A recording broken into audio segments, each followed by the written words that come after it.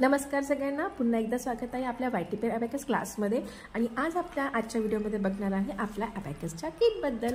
आता आपली जी अबॅकसची किट आहे, आपल्या अबॅकसची किटचे डिफरंट पार्ट्स असतात, त्या पार्टबद्दल आपण जाणून घेणार आहे।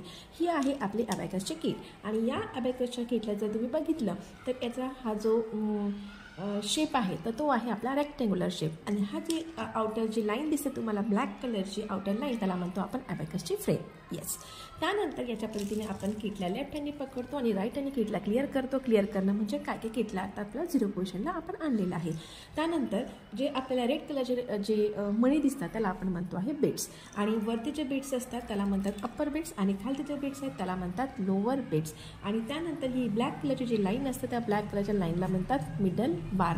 आणि मिडल बारवर किती पॉईंट्स आहे बघा, 1 2 3 4 5। आणि आपला पाचवा जो आपला मिडल बार आहे, मिडल बारवर जो 3rd नंबरचा जो पॉईंट आहे तो 3rd नंबरच्या पॉईंटला म्हणतात युनिट प्लेस। आणि त्यानंतर ज्या उभ्या लाईन्स आहेत, रॉड दिसतात तुम्हाला, त्याला म्हणतात रॉड। आणि आपण आपल्या अबॅकस क्लासमध्ये 17 रॉडची किट आपण यूज करू शकतो।